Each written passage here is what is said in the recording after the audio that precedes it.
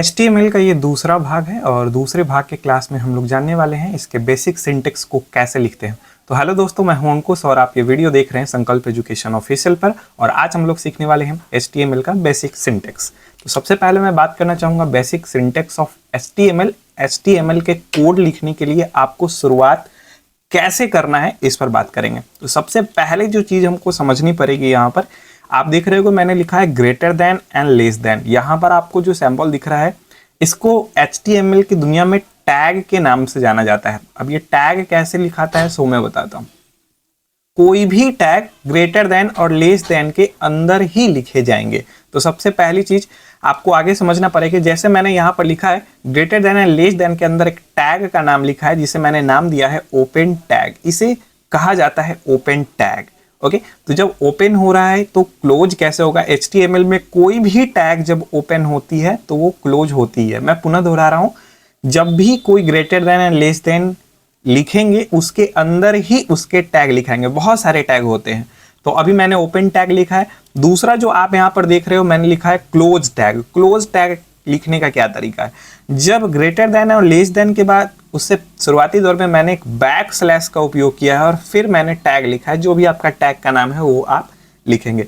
अगर आप ऐसा करते हैं, बैक स्लैश दे देते हैं, तो आपका ये क्लोज टैग कहलाता है। और ये बहुत ही ज़्यादा इंपॉर्टेंट है HTML में। कोई भी टैग, मैक्सिमम टैग 99% टैग जो ओपन होती है उसे क्लोज होना ही होना है।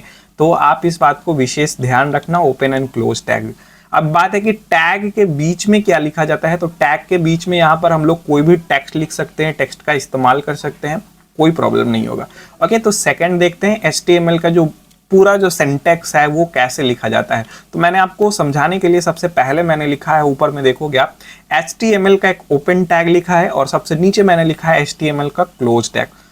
HTML में जितने भी टैग लिखाएंगे वो इस HTML ओपन और क्लोज टैग के बीच में ही होंगे। उससे न बाहर हो सकता है ना ही आप अलग लिख सकते हैं। इन दोनों के बीच में ही आपको ये टैग लिखनी है। आगे मैं बात करता हूं, यहां पर मैंने दिया है कि HTML के अंदर आने वाला जो पहला टैग है उसे कहा जाता है हेड टैग। मैंने हेड को भी ओपन किया है और क्लोज किया है। तो बात है हेड करता क्या है, हेडिंग। जब आप कोई वेबसाइट देखते हो तो सब उसके टॉप में उसका नाम लिखा रहता है कि आप अभी किस जगह पर हो, उसे ही हेडिंग कहा जाता है। तो हेडिंग एरिया वही होता है। उस हेडिंग एरिया के अंदर सबसे पहली जो टैग लिखी जाती है वो है टाइटल टैग। वो मैंने टैग का नाम लिखा, यहाँ पर देखोगे मैंने टाइटल टैग को ओपन किया है, देन क्लोज किया है और दोनों टैगों के अंदर मैंने उस सिर्फ टेक्स्ट को लिखा है जो मुझे दिखानी है। तो यहाँ पर आपको ये पूरी चीज समझ में आ रही होगी कि मैंने हेड को ओपन किया, क्लोज किया, फिर मैंने टाइटल को ओपन किया और क्लोज किया और फिर मैंने उसके टेक्स्ट को उसके बीच में अंदर लिखा। तो यहाँ पर बात आती है कि सर टाइटल हेड टैग के अंदर और भी कोड्स लिखे जा सकती है। तो हाँ, लिखे जा सकती है। जब हम लोग आगे आने वाले वीडियोज में CSS का प्रयोग करेंगे और जावा का प्रयोग करेंगे तो उसमें ये चीज हम लोग देखेंगे कि कैसे हम लोग CSS का प्रयोग करके हेड के अंदर हम लोग लिखते हैं कोड को।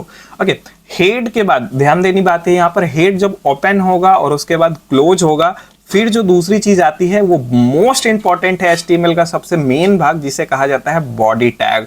और सारे के सारे कोड यानी मैक्सिमम कोड बॉडी टैग के अंदर ही लिखे जाते हैं। तो बात है बॉडी में क्या लिखेंगे, तो बहुत सारे टैग्स है। जैसे पैराग्राफ के लिए टैग इस्तेमाल करते हैं, लिस्टिंग टैग के लिए अलग इस्तेमाल करते हैं, बोल्ड इटैलिक अंडरलाइन के लिए अलग करते हैं, यानी फॉर्मेटिंग से रिलेटेड फॉन्ट टैग इस्तेमाल कर सकते हैं। बहुत से ऐसे टैग है जो हम लोग आगे आने वाले वीडियोज में पढ़ने वाले हैं और उसको सीखने वाले हैं। फिलहाल मैंने यहाँ पर बॉडी टैग के अंदर एक छोटा सा टेक्स्ट लिखा है हेलो वर्ल्ड, और ये हेलो वर्ल्ड लिखने के बाद मैं आपको इसका प्रीव्यू दिखाऊंगा कि जब आप HTML का ये बेसिक सिंटेक्स लिखोगे तो इसका रिजल्ट क्या आने वाला है। रिजल्ट में आप यहाँ पर देखोगे मैंने एक इमेज लगाया है और आप ऊपर में आप देख पाओगे संकल्प एजुकेशन लिखा हुआ है, जो कि टाइटल के अंदर जो मैंने संकल्प एजुकेशन लिखा था वो पूरा का पूरा है। तो आशा करते हैं कि ये सेशन आपको समझ में आया होगा और अगले आने वाले तीसरे वीडियो में हम लोग इसी जो हमने बेसिक सिंटेक्स लिखा है उसको प्रैक्टिकली ढंग से देखेंगे कि ये कैसे काम करता है VS कोड इंस्टॉलेशंस के साथ। तो आप देखते रहिए और बने रहिए इस वीडियो के अंत तक। Thank you so much.